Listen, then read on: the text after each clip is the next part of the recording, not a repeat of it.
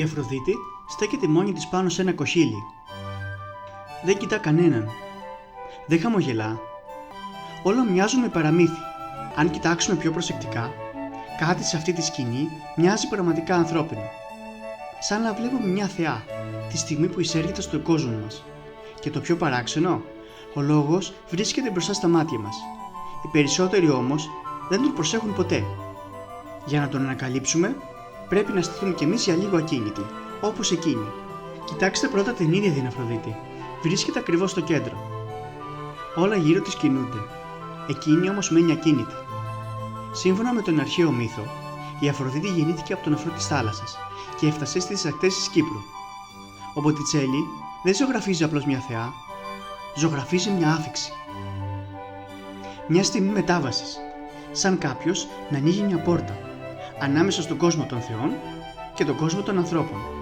Η Αφροδίτη δεν μοιάζει να περπατά, δεν μοιάζει να κινείται, μοιάζει να αιωρείται. Αλλά για να μπορέσει να αγγίξει τη γη, χρειάζεται μια όθηση, μια δύναμη που έρχεται από τα βάθη του ορίζοντα. Αλλά υπάρχει κάτι ακόμα πιο παράξενο. Κοιτάξτε το λαιμό της, κοιτάξτε τον αριστερό της ώμο. Σαν το σώμα της να μην ακολουθεί τους ίδιους κανόνες με το δικό μας. Σαν να μην είναι πραγματικά άνθρωπος. Και η απάντηση φυσά από την αριστερή πλευρά του πίνακα. Αν κοιτάξουμε αριστερά, θα δούμε δύο μορφές να φυσούν προς το μέρος της.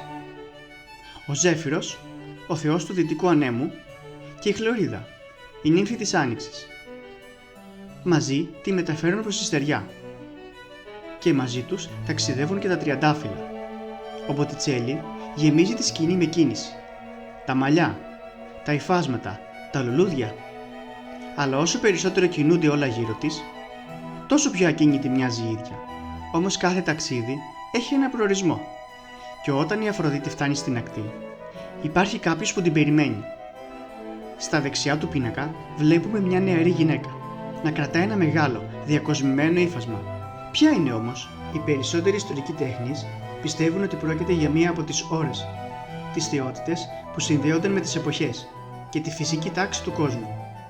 Παρατηρήστε το ύφασμα που απλώνει προς τη θεά, σαν να ετοιμάζεται να την καλύψει. Και εδώ τα πράγματα γίνονται πιο ενδιαφέροντα. Η Αφροδίτη είναι ακόμα γυμνή. Το ύφασμα μοιάζει σχεδόν το λειτουργικό, σαν να σηματοδοτεί μια μετάβαση. Από τη θάλασσα στη στεριά, από το μύθο στην πραγματικότητα, από το θείο στο ανθρώπινο. Όμως, είναι αυτή η ομορφιά πραγματικά ανθρώπινη? Θυμάστε το λαιμό και τον νόμο που αφήσαμε πριν? Ήρθε η ώρα να επιστρέψουμε σε αυτούς. Γιατί εδώ κρύβεται το μεγαλύτερο μυστήριο του πίνακα. Ο λαιμός της είναι αφύσικα μακρύς. Ο αριστερός της όμως μοιάζει σχεδόν εξαρθρωμένος. Σαν το σώμα της να μην ακολουθεί τους ίδιους κανόνες με το δικό μας. Ήταν λάθος του Μποτιτσέλη? Κάθε άλλο. Ο ζωγράφος θυσίασε την ανατομική ακρίβεια για να πετύχει κάτι πιο σημαντικό. Μια απόκοσμη χάρη. Ήθελε να μας δείξει ότι αυτό που βλέπουμε δεν είναι μια γυναίκα από σάρκα και οστά, αλλά κάτι περισσότερο. Μια ιδέα. Κάτι που δεν υπακούει στους νόμους της φύσης. Και αυτή η ιδέα κρύβει μια αλήθεια που για την εποχή της ήταν σχεδόν απαγορευμένη. Και εδώ φτάνουμε σε ένα από τα μεγαλύτερα μυστήρια του πίνακα. Γιατί η Αφροδίτη είναι γυμνή? Σήμερα, ίσως αυτό να μην μας φαίνεται παράξενο. Κι όμως, ο Μποτιτσέλη τοποθετεί στο κέντρο του έργου μια γυμνή θεά της αρχαίας μυθολογίας.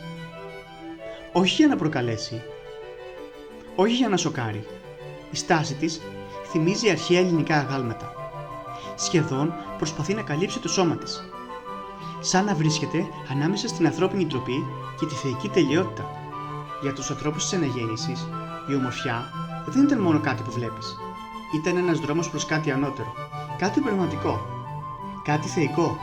Γι' αυτό η Αφροδίτη δεν είναι απλώς όμορφη, είναι ένα σύμβολο. Η εικόνα μιας ιδανικής ομορφιάς που δεν μπορεί να υπάρξει στο πραγματικό κόσμο. Δεν είναι άνθρωπος, δεν είναι βασίλισσα, δεν είναι μοντέλο, είναι μια ιδέα. Η ίδια η έννοια της ομορφιάς. Και ίσως εδώ να κρύβεται το πραγματικό μυστήριο του έργου. Ο Μποτιτσέλη δεν ζωγράφισε μια γυναίκα, ζωγράφισε ένα όνειρο. Και τα όνειρα έχουν μια ιδιότητα που η σάρκα δεν θα αποκτήσει ποτέ.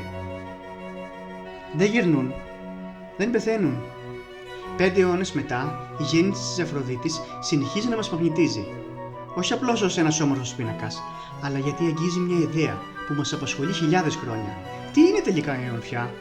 Ο Μποτιτσέλι δίνει τη δική του απάντηση. Η ομορφιά δεν ανήκει ολοκληρωτικά στον κόσμο μας. Γι' αυτό η Αφροδίτη το αιωρείται. Γι' αυτό δεν μοιάζει ανθρώπινη.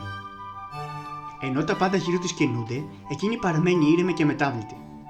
Το πραγματικό μυστικό του έργου δεν είναι η ομορφιά που μας δείχνει, αλλά η αιώνια επιθυμία του ανθρώπου να την αγγίξει. Μια ομορφιά που ίσως βρίσκεται πάντα λίγο πιο μακριά από όσο μπορούμε να φτάσουμε. Τώρα που ξέρετε το μυστικό του Μποτιτσέλι, μπορείτε να κοιτάξετε ξανά το πίνακα με τα ίδια μάτια? Υπάρχει κάποια άλλη λεπτομέρεια που προσέξατε εσείς και που ίσως οι περισσότεροι αγνοούν? Γράψτε μου στα σχόλια.